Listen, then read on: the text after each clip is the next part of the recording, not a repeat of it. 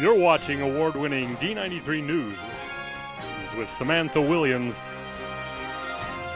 and Phil Campbell, number one in the Gem State.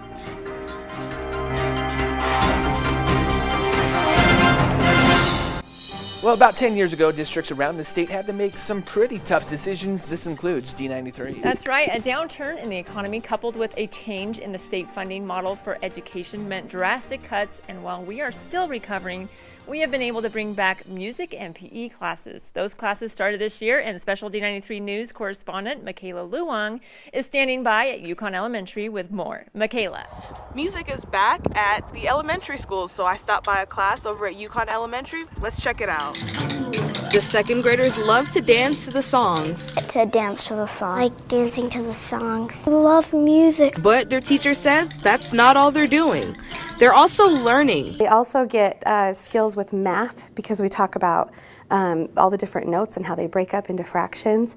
And so all of our music curriculum ties into what they're learning in their classes when it comes to vocabulary and spelling words. I try to incorporate that into their music. It's more than academics. So important to the development of these children, and it's amazing what kind of emotions come out when they're listening to music. I love my friends, and I love the music, and it's fun.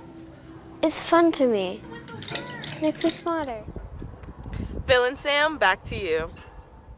Now, thanks, Michaela. That's awesome. It is a perfect month with KIFI. Sticking with the theme of music, we have an update on the Little Theater situation over at Bonneville High School. We received the inspection report. Based on that inspection report, we put together a bid package.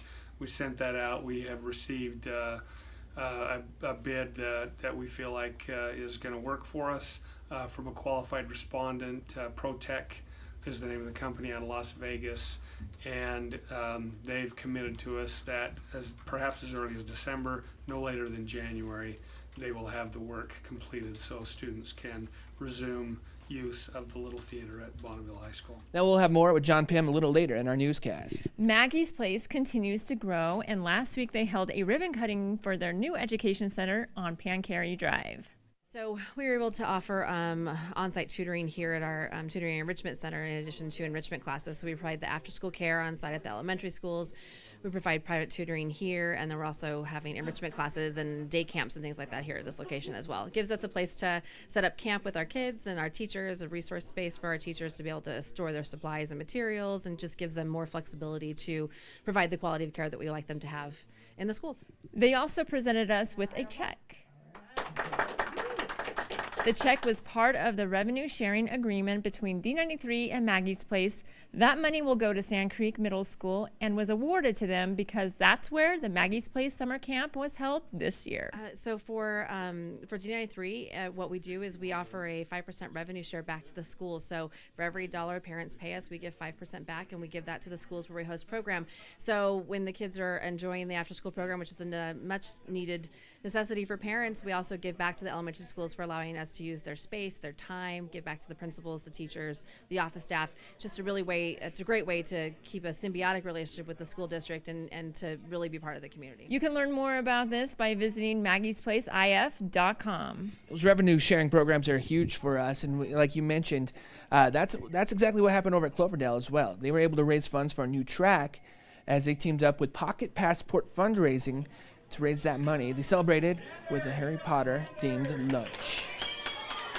Well, the purpose of my company really is twofold. One is to provide discounts for local businesses, which are good for businesses, good for for us that we go in and spend our hard-earned money. So it's always nice to get a discount. But the why behind what I do is to help organizations earn money, whether it's Grid Kid or elementary schools. Sports teams, you name it. We've been earning a lot of money here in the Idaho Falls area. Love Harry Potter. An architect has been named for a project we still don't know yet. One way or another, something is going to have to be done to facilitate all the growth in the district, and the board has assigned an architect to help them through this process. The board currently is trying to determine the best course forward. We need more classroom space. We need it at both the elementary and the middle school level. Board's trying to determine how to best pursue that, whether we should pursue an elementary first, a middle school first, or do both at the same time. Those discussions are in process, and as part of that discussion now, we have an architectural firm and a construction firm that can provide information to the board because they've been officially selected based on the framework that the state has created for those selections. Again, nothing has been decided yet. They will be discussing solutions during the board work session next week. The earliest they can run a board election is March of 2018. Of course, we'll continue to monitor this and bring you the latest updates when they become available. A lot happening there, Sam. We both have attended most of these meetings, and it's a big decision because there's the growth rate. There's obviously, with that growth comes overcrowding. But what they can do with the growth rate and the funding for that, it's going to be interesting to see how the board what they decide to do with that. But we know that they've done their homework, that's for sure. It is, and not only talking about growth and everything else, it's what's best for the students ultimately. Absolutely, that's always at the root of whatever they decide. Well, we're going to wrap it up here at Falls Valley. Special thanks to them for letting us come here today, and we'll see you next week on D93 News.